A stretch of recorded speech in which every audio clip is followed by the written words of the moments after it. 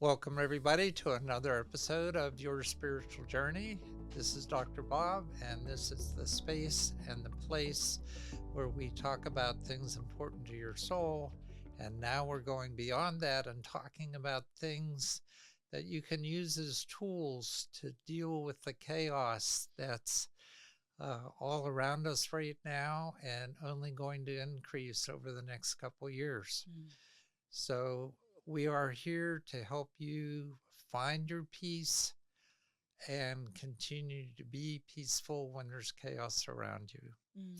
And today's guest is going to help us do just that. Hopefully, yes. Our guest is Brooke Smokelin. She's a yoga teacher, musician, songwriter, sound healer, environmental artist, environmental educator, visionary, and creator of events. So, as you can imagine, she's pretty busy. I'm so glad I was able to get her to take some time out to be with us on this show. She's the founder and director of Chakra Activation Yoga and the creator of the Chakra Activation Deck. And she happened to bring that with her. Yes, I so did. we'll get to take a look at that. She's got 25 years of yoga teaching behind her. And this sound healer, songwriter, musician aspect of her brings all kinds of musical medicine to yoga studios, festivals, and communities all around the country. And one thing I'm going to ask you about right now, because I plan to be at the Psychic Fair in Penn Hills. It's scheduled for August 10th.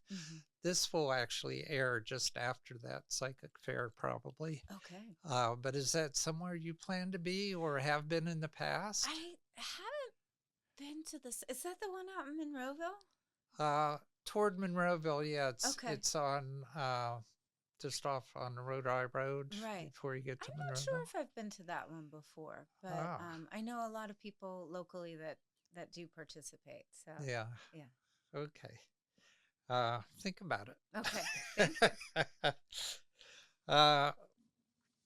So on very special occasions, Brooke transforms into Vox Lumina, the mystical, musical, mythical queen of Orga, i.e. the natural world, and sings the Song of Light, the ancient organ tale of original ones. Sky, earth, sun, moon, and river, and how they dreamed themselves to be. The album Story Song of Light was released in 2012 and is now a multimedia performance montage that uses creative mediums of myth, music, and image to raise awareness about the relationship we have with nature. Whew, that sounds pretty amazing. Thank you. We haven't talked about her transforming on this show, but I'll leave that to you.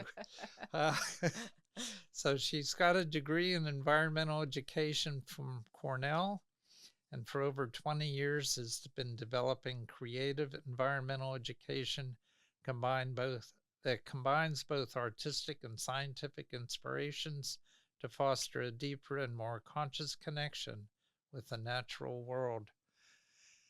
And I was just talking to a friend yesterday whose daughter is just starting in environmental education at Penn State. Yeah. So anyway, sometime I'll get her to follow you. I'm just so curious about everything you do, especially your wild works in local parks, to educate people about the wild, edible, and medicinal plants growing right underfoot. And I'm curious about what parks you do that in. I'm familiar with the Pittsburgh Botanical Gardens, and I've done some of those kinds of walks out there. Oh, great. Curious about so much that's here. So I'm just going to turn the mic over to you, let you describe your spiritual journey from childhood till now, and if there's any time left, I'll ask questions. But I know we've got some singing bowls here, and we've got your decks. So I'm going to turn it over to you. Thank you, Bob. It's such a pleasure to be here, and I really appreciate it. So, my spiritual journey. I would say first step in my spiritual journey was when I was 5 years old. I had an accident. I fell from one of those very high slides, Yeah. which they don't even have anymore. Uh-huh. and probably because of me. I was probably one of those incidences that changed that for the better. But anyway, I fractured my skull, and what ensued, I had some hearing loss, and I want to say hearing loss, right? But what I actually gained was, and it's taken me a long time to kind of understand this because it happened when I was 5, but what I actually gained from that experience, that kind of near death, head trauma, was an ability to hear things that other people don't hear. Right? And one of the things that I hear very well is actually water. Right? I have, kind of a supernatural ability to, find springs, and also to listen to the kind of the quality of the song of water, right? So in rivers and creeks, and again, this is kind of, now I can articulate that, right? But for years and years, as a spiritual journey, right? It takes a while to come into articulation about the gifts that we have or the experiences that we've had. And so, but I kind of land that as an incident in my childhood, and it also, so it really opened me up to what I call the listening with a capital L. Yeah.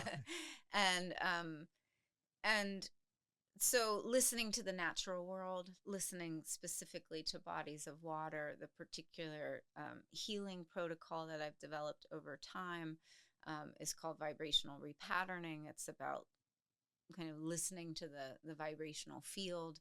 I'm a musician. I'm a sound healer, and even the work that I do with the chakras is really related to this, the vibrational states, and that ability to kind of listen and tune in, and also notice when things are not in tune, because that's an important part of kind of the listening is are things in tune? Are they harmonious? So that's kind of when I was very young. And then I would say as an adolescent, I became very interested in the natural world. It was my refuge, and spent a lot of time alone in nature, again, tuning in, really, really blissing out with not just the visuals, but more, it was always a sonic experience to me, like a sonic blissfulness that I experienced, how everything harmonized, and I think the other word that I would use in relation to kind of the accident that I referred to when I was younger is, I developed a type of synesthesia. I don't know if you know that word. Synesthesia is, it's a clinical term that they use to describe when your senses kind of get a little, combined. So my type of synesthesia is that I can I can see sound, right? So, and some people can like see smells, and some people can hear color. Do you see what I'm saying? Yeah, This is sure. synesthesia. So, Yeah. so that was also occurring for me in the natural world when I was, a teenager. Is that I was able to, um, see sound. So it wasn't Yeah. just an auditory experience. It was had a dimensionality to it. So did that give you a feel of something's not right with me? I'm not normal, or did you accept it as this is wonderful? Well, that's a great question. I think, it was a little bit of both. I think because it was related to an accident that had occurred, um, my parents obviously were very concerned that there was some kind of residual, Yeah. trauma, damage. And so I can remember, um, being young and just kind of sitting and listening. Right, it was like my favorite thing to do. I might be in the yard or I might be inside, and just, it, you know, to me, I was having a whole experience. But to my parents, right, Yes. they come in and here I am with like a blank stare on my face and not really doing anything. And so I learned quickly to hide it, you Uh-huh. know because Right. the reaction that it elicited from my parents, which again now I understand, but Right. back then it was just like, oh, this is not something that I should be sharing with grown-ups, Yeah. and then I think that's also why I took to nature, because I could be alone, and then the auditory experience was so much richer, Yeah. and the kind of dimensionality of that sonic experience was so rich in nature. So, it kind of led me to the right place, Yeah. as these things usually do.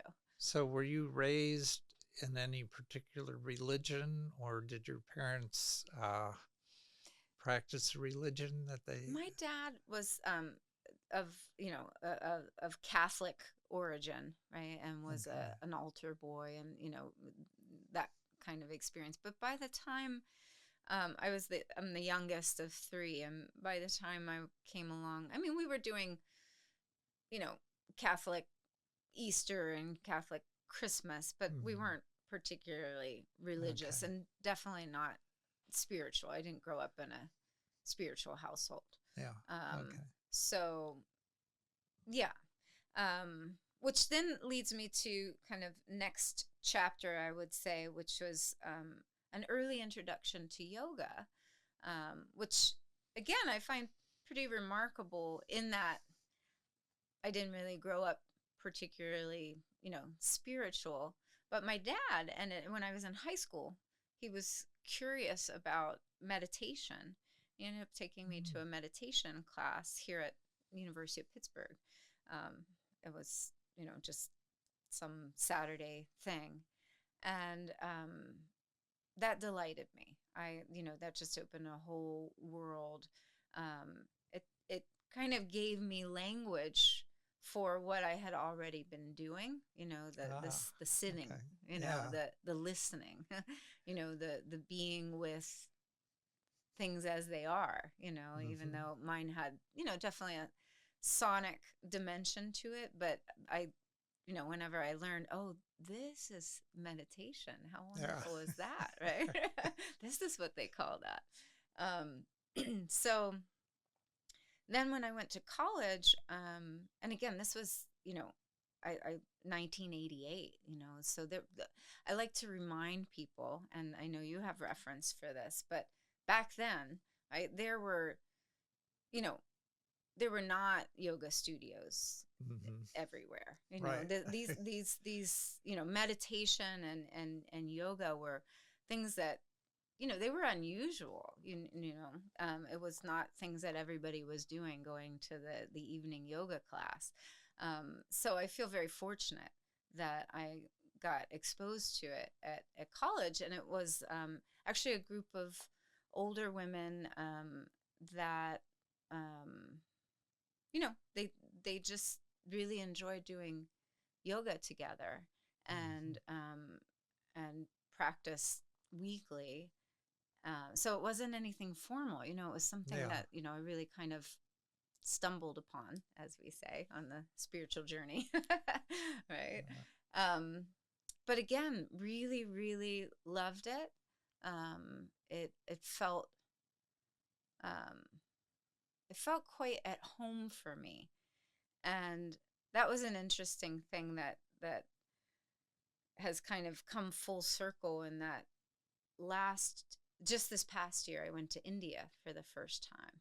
Oh. And so all these years practicing and teaching yoga, and I've never been to India, but, completely enamored with, the culture and the rites and the language and, the practices. But there was this thing that occurred when I first started doing yoga. My first two teachers were Westerners, and I was trying to describe to them that I was having this experience as I was learning yoga, that it was more like I was remembering yoga.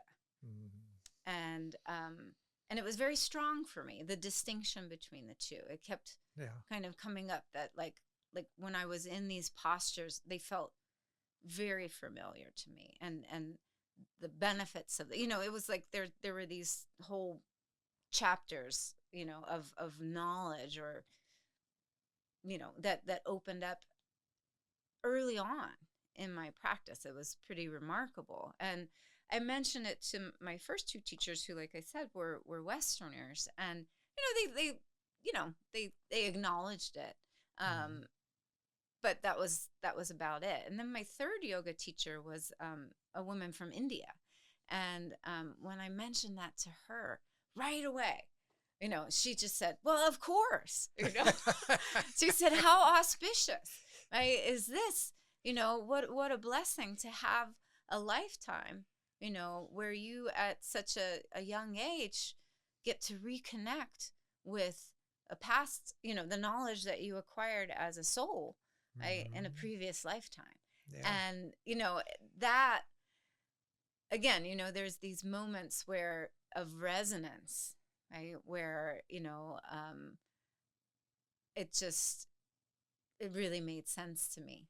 And to have somebody acknowledge, what I was kind of feeling, but I didn't have cultural reference for, from a Western perspective, or at least how I was raised, reincarnation, soul, accumulating knowledge from past lives. I mean, that was not a concept that I had ever been exposed to. So to have it emerge as a feeling, an authentic feeling, and then to find articulation for it, and then to get confirmation that, in other cultures and other contexts, that's actually a thing, Right.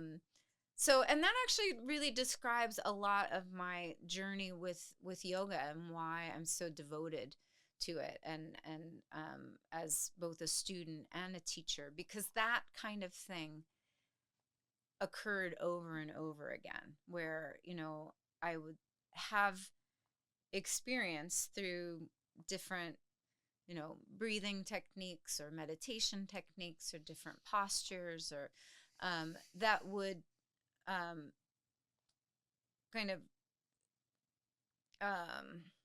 inspire, language within me, right?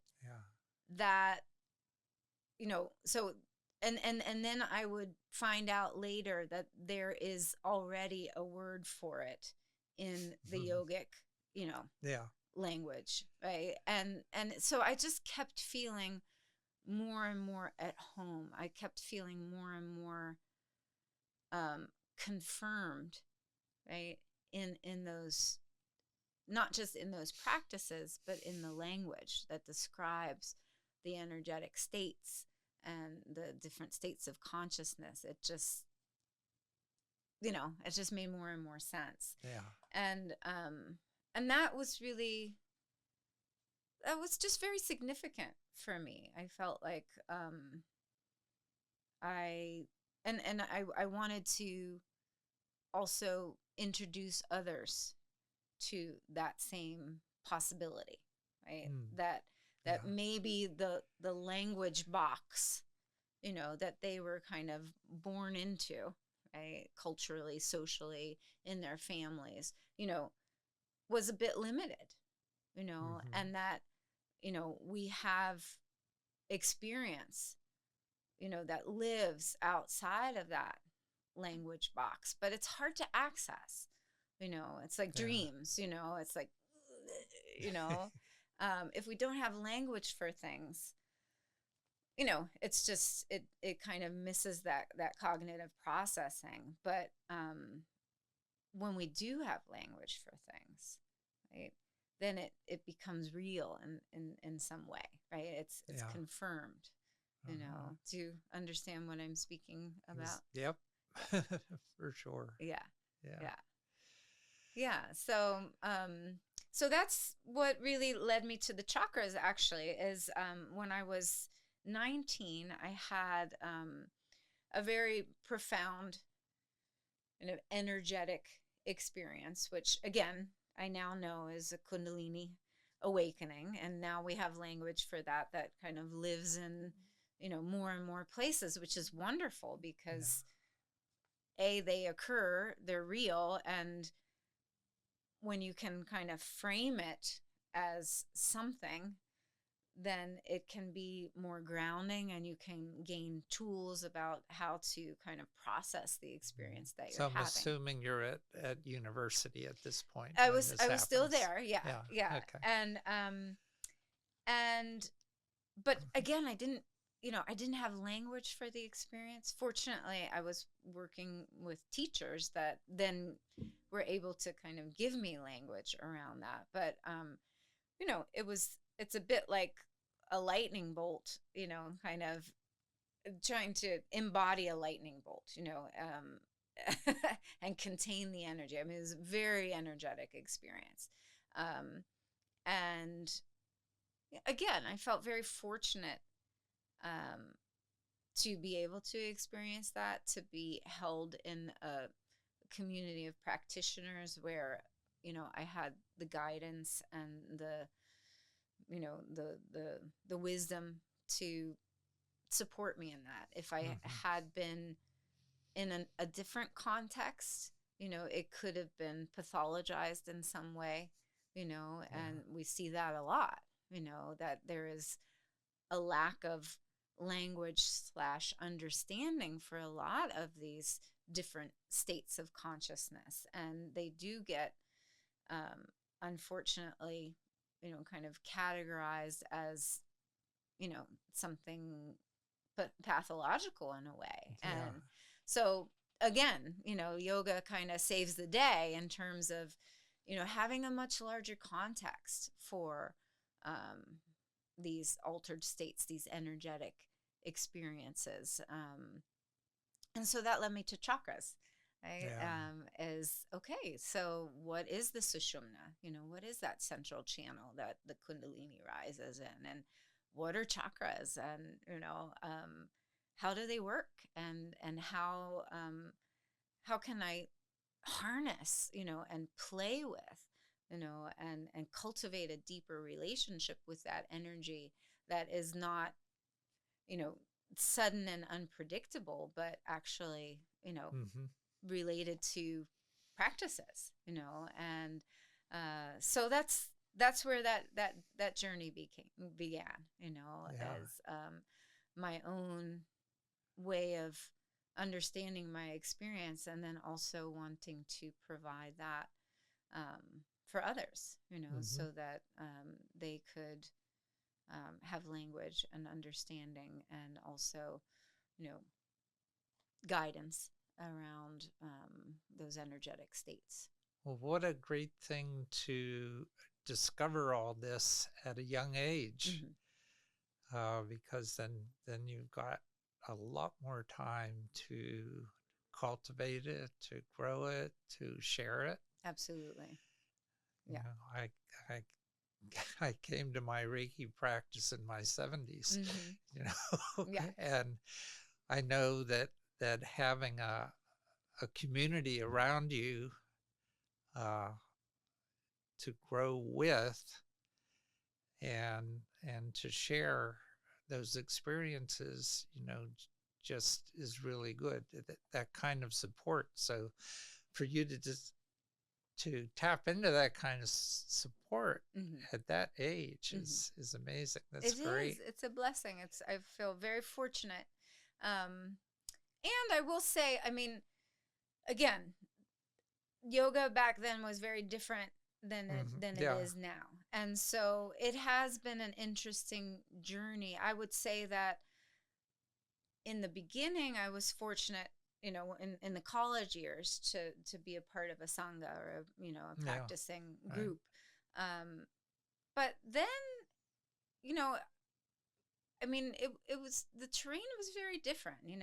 I was very devoted to it, but I was, teaching in church basements and, kind of Hmm. putting up the flyers and, teaching in my home, which that's how I learned, from my Yeah. teachers. And I still love it. Like to this day, I still, I love the home studio. I love the practice with teacher and in teacher space. It's very Hmm. intimate. Um, and I think, it's I often describe myself as a pioneer in yoga, particularly the chakras and particularly in sound healing. Again, now there's a lot of practitioners doing sound baths and sound therapy, and it Hmm. is a word in the common vernacular. Um, when I started doing sound baths in the late 90s, that I mean we my fellow practitioners and I, that were a very small group, we pretty much invented the word and the notion of sound bath, right? Yeah. Like, and same thing with chakra activation and with yoga. It's been, it's been a pioneering road. And so on one hand, I'm grateful personally for the practices and that had come to me at an early age, and the auspicious kind of connection to past lives where this clearly was something that I was steeped in and a Yeah. part of. And it's at times, there's been a lot of educating others, and that's fine. I'm a teacher, so Yeah. that's what I'm here to do. um, but sometimes teaching people very new concepts, right? Like Mm. what are chakras, and then using words from other cultures, sometimes can be a little bit. People are like, well, what does that mean? What are you talking about? And it's like, well, I use the word chakras because we actually don't really have an appropriate word in English. If there was an appropriate, English word, then we Yeah. would be using that word. Um, but it's been a good journey, and chakra activation yoga kind of came out of that. So for years, I studied what we call classic um, kind of hatha yoga, and then I met Kundalini yoga and fell in love with Kundalini yoga, and they're very different styles, right? Uh-huh. And so hatha is kind of what I call classic yoga, and then you get into postures, right? And you stay in those postures. It's like, and what moves is the breath, right? Hmm. um Whereas Kundalini yoga is a very dynamic approach. It's kind of like you inhale one way, you exhale the other, you inhale the other. Uh-huh. It's very dynamic, it's very rhythmic. And so I did both, very seriously for a number of years. And then eventually I decided that, you know, all bodies are different. There's different paths to the same place, So Hmm. I created Chakra Activation Yoga, which is basically a fusion style, which presents both kind of dynamic ways to activate the chakras, and also static ways to activate the chakras. And that's what this is. Can I show my deck? Right? Sure. So this is the Chakra Activation Deck, right? And it's a deck of cards, right? It's and they're color coded. You can see. So, for example, we'll take out the root chakra, and you get root chakra affirmations, right? So you're kind of working the chakras from a mental perspective. What does a healthy chakra sound like? You learn about kind of the remedies, which is like if a chakra, if it's depleted, or if it's kind of closed down in some way, right? How will that look physically, emotionally, and energetically, right? So for the root chakra, because it's kind of the legs, the large intestines, the nervous system, right? Some things that might be occurring, right, are, say, you might be constipated around the root chakra, right? You might really feel like you don't have a lot of energy, right? Just depleted. So that's that. And then there's different poses, right? So the static poses, and then there's the dynamic poses, right? And then we have the bija mantra. Each of the chakras has, a mantra that activates it, kind of sonically and vibrationally. So there's the bija mantra and the pranayama. So that's kind of my guide that I created. Yeah. I've been teaching for 25 years now, maybe more. Every year from January to July, it's called the Chakra Activation Series, and we do a chakra a month and do a deep dive into it, and just learn all these things, right? Really learn the tools to activate each of these energy centers. And so I have students that have gone on this, I call it the sacred journey up the spine, every year. And that's where that came out of, is just from teaching those concepts year after year. Finally, I was like, I think I need to produce a deck. And then the other thing that has recently come out of it is the affirmation deck. People love the oracle cards. And these are just really simple, but they have, here, choose one, right? I'll let you choose an chakra affirmation for I the guess day. I should go into Gasho first. Yes. Okay. All right. Yes.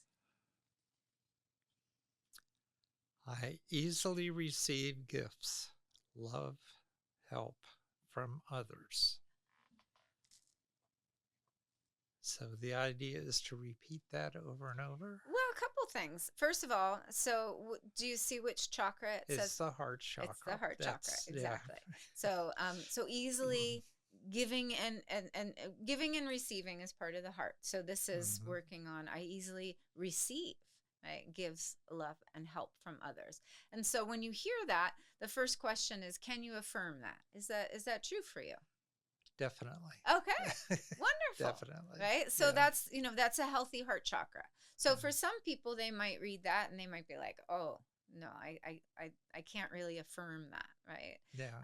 And then that would, the homework is, well, let's work on that, right? And then that kind of ties into, now I'd get out my green cards in my Chakra Activation Deck and learn, how can I, kind of bring more energy to the heart chakra, either through pranayama or, static or dynamic poses, or just awareness, or the color, lots of different ways to energize the chakras. And so these are just, tools. I like decks. Decks are fun and kind of playful. I always, a lot of people, feel like they don't have time, enough time to do yoga, right? They feel like, yoga has to be like an hour-long thing. And decks are really nice. It's like, no, just, you can have a daily practice. Just pull a card, do one thing. just Uh-huh. keep hydrated with, these practices. That's where it begins, rather than not doing it, right? Yeah. Because we feel like we don't have time to do it. So, Yeah. trying to be accessible. So when did the sound healing thing come about, and what do you do with that and Sure. where? Yeah, great question. So I got my first crystal bowl in 1995. And and yeah, I don't know if you remember or know Steve Schooley and his then wife Amy Schooley. They used to do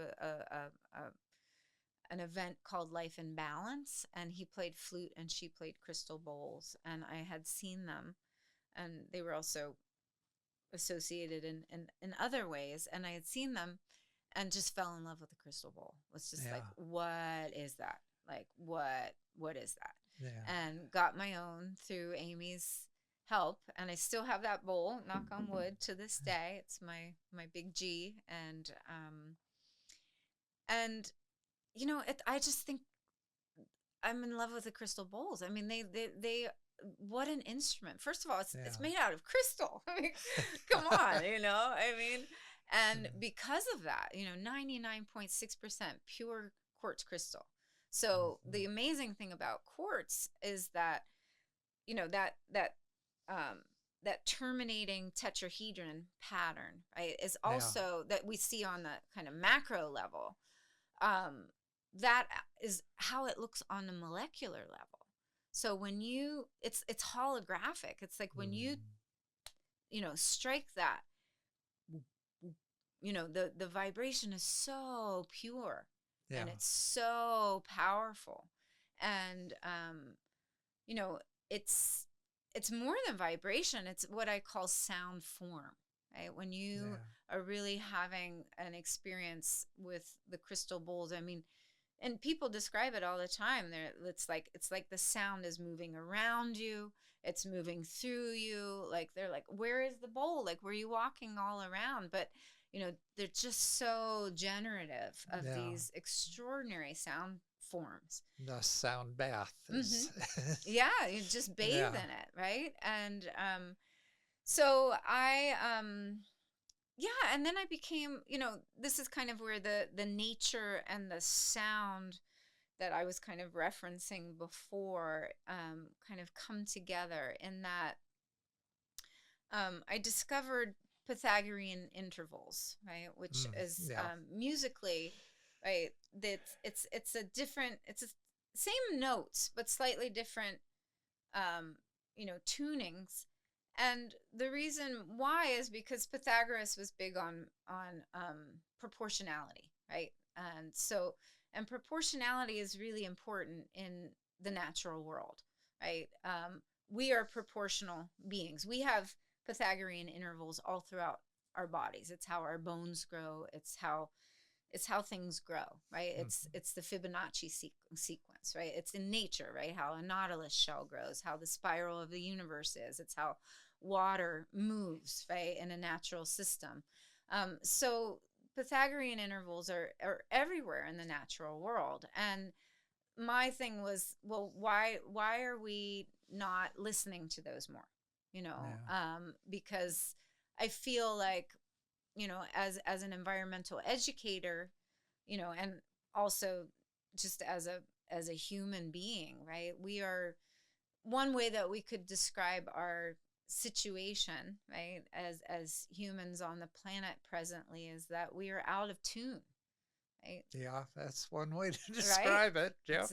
It's one way. And I felt that, right, as a synesthetic kind of human being. I felt that. I feel that a lot, is that we're not in tune with nature, right? We are Mhm. our instruments, right? Our bodies, our minds, our thoughts, our mechanics, right, are not in tune with the natural world.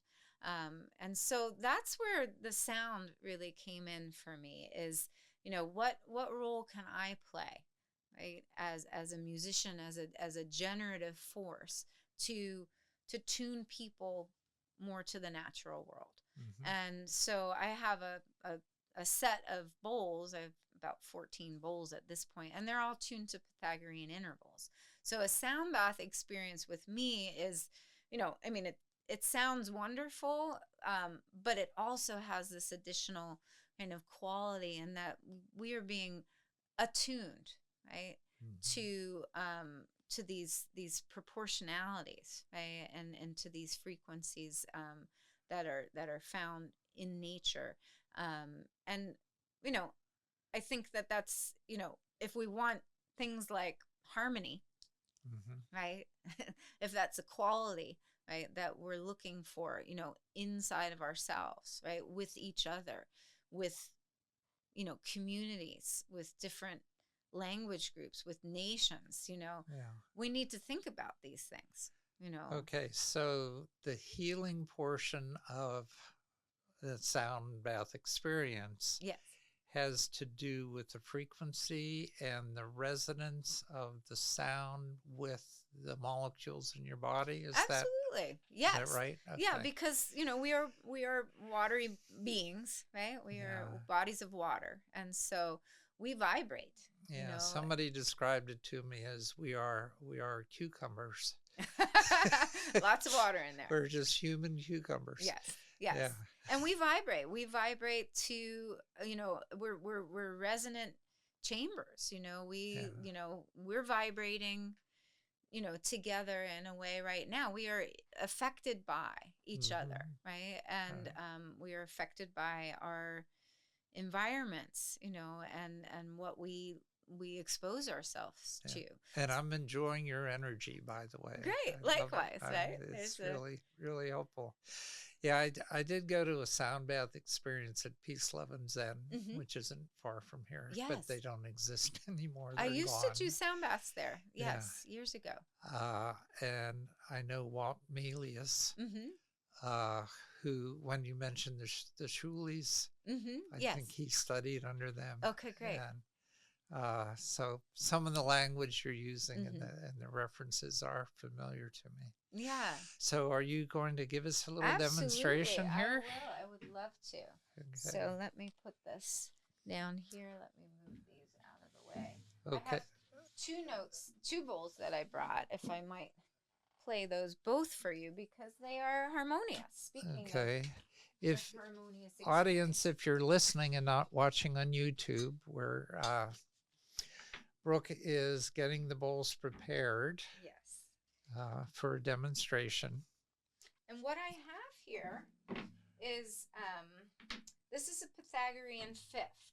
So, for all you music nerds out there, right, a fifth, right, there's 8 notes in an octave, right? And so the fifth is basically the first note and the fifth note, right? And so in this case, the Pythagorean fifth is known as the harmony of harmonies, right? It is like, it's the sweet spot that you want to get. And I invite you, just to kind of close your eyes and have an experience of harmony. I'll start with the C, and then I'll add on the G. And when we speak of harmony, first of all, things to know about harmony is it takes 2, right?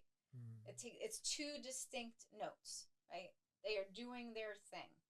But, and I should say, and they play well together, right? Somehow in that expression, right, of their individuality, they are also, right, able to, they're also able to, find something more, right? Something that is, an additional expression. So here's the C, and close your eyes and just feel it.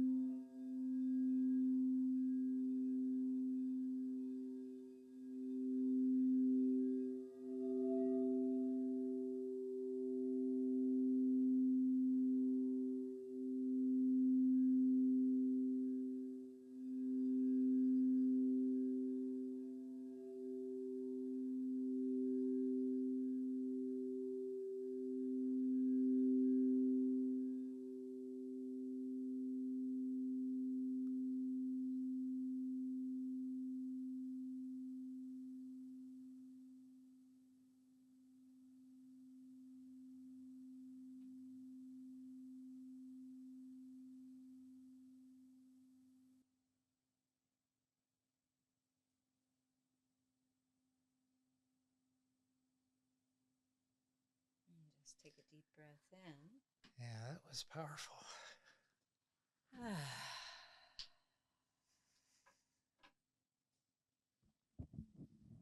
Anything you notice from that? Well, I definitely feel it. I can feel the vibration internally. And it's interesting because I was at a chiropractor this morning. Okay. And was laying on a bed of hot water that was massaging my back. Yes. And the vibrational feel that I got from that bowl was similar to that feeling that I got from that experience with the chiropractor. I love that. Yeah. So I'm glad that experience just happened this morning because it was still fresh with my body. Yes. And it's like this took me back to that experience.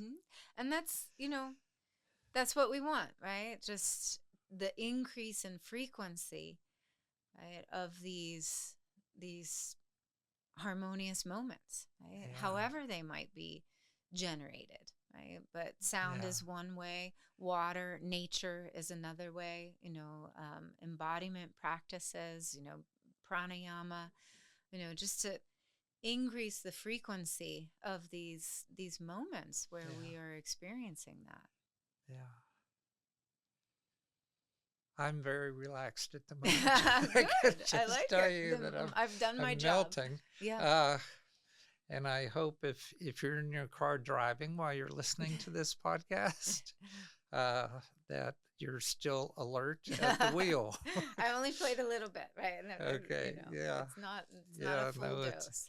But it's important. I have to always remind myself that not everybody's sitting in their living room watching YouTube. They are, out driving or doing something else. Absolutely. Yeah. But I'm glad you brought up water because I'd like to just share a little bit about the work that I do with water and my spiritual journey with water, which kind of ties into the bowls and that, water is very receptive to vibration, as we were saying. It is the water within us, right? That takes to that vibration. And so, using that same kind of principle, then there is, water in the world, right? That is also receptive to vibration. So in 1996, actually, a year after I got my first bowl, I received a vision, right? And again, I'm much more auditory than I am visual, but the vision was to, quote, heal bodies of water with sound. And I, at the time, was like, what does that even mean, right? But I had the bowl, and the bowl kept, teaching me, right? This amazing crystal being, right, was teaching me about sound and about vibration. And after that, in probably, that next year after I got my bowl, right, and after I kind of received this vision, I had a series of dreams, and I was shown in the dreams maps of places, right, and not just places, but bodies of water, specifically rivers, right? And I was guided, right, to go to these bodies of water, right, and there were 14 of them originally. 7 of them were springs, and 7 of them were rivers, right? And the rivers, right, are the ones that needed healing, so to speak, right? And the springs, right, were kind of still vital, right? They were still kind of carrying the code, right, so to speak, of vital water, but the rivers needed it. So my, the original vision was to take spring water, right, from one of the springs and take it to the river, right, and take spring water and take it to the river, and basically create this reconnect the bodies of water, right, and kind of restore the wholeness of water. And so the vision became known as the All Water Project. And that's what I've been doing for almost 30 years, right? I've been gathering water from all over the world, and people from all over the world actually send me water, and we put it into these vessels that I have at home called the all water vessels, and we're restoring the wholeness of water. And so that's one aspect of the work that I do with water. The other aspect of work that I do with water is put water in the bowls, right, while I'm playing them, and use that kind of harmonious, like, charged water, right, Hmm. and take it to rivers. And I'll do water ceremony work, gathering people to sing songs and give this vibrational medicine to bodies of water, and also restore the culture, the water loving culture that I feel Yeah. that we are as humans, and we've forgotten, right? And that's really where the Vox Lumina kind of Yeah. vision comes in. As Vox Lumina is the ceremonial queen priestess of Orga, of the natural world, that leads these water ceremonies all over, and gathers people, and in different ways. Hmm. Sometimes it's with the bowls, sometimes it's with songs, sometimes it's with movement, sometimes it's with the telling of the Song of Light, which is the creation story of Orga. Wow. All different ways to kind of restore this vital connection with the natural world in general, but Yeah. also with water specifically. Well, speaking of connections, Yes. if people want to connect with you, what's the best way to do that? Well, if you're on social media, right, I'm at Vox Lumina or at Chakra Activation. So those Hmm. are my kind of handles on Instagram. Yeah. Um, Facebook, I'm either Brooke Smokelin, Chakra Yoga Healing, or Vox Lumina. And you can always send me an email at brooke@chakrayogahealing.com. That's my website is Chakra Yoga Healing, and or brookesmokelin.com. Many paths lead to the same place. Okay, we'll have all those connections on our website Okay, so that wonderful. they'll be there for people to connect with you. Great. Our website is yourspiritualjourneypodcast.com. So at this point, we need to wrap up, and this is when I ask the guests to leave the audience with a few words of wisdom, if you'd Ah, like to do oh, wow. that. Such as? Or just a few words, Mm, like maybe what they might do to, as I introduce this, to find more peace in their lives and mm, be calm when there's chaos around mm. Well, if I might, could I sing a song, a short song? them. Oh, I would love that. I Okay. was afraid to ask No, you, but no. when I saw that in your bio, I thought that would be nice. Yeah. I, Oh, I I would love to. And I think it okay, speaks to finding peace as well. So it's called the okay. Great Weaver Song. And yeah. Great Weaver, one mind, how do you do it?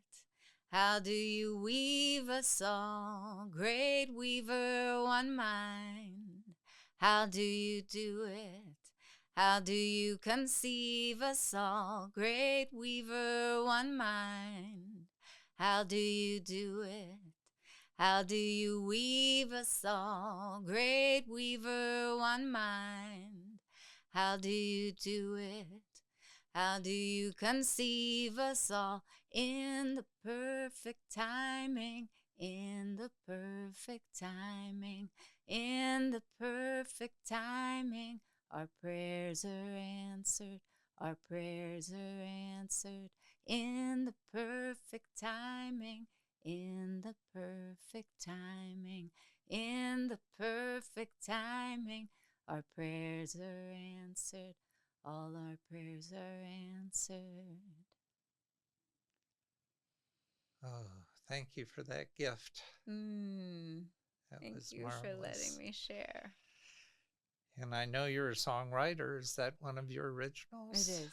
Oh, It is. It's a ceremonial song that came to honor the great weaver of us all, right?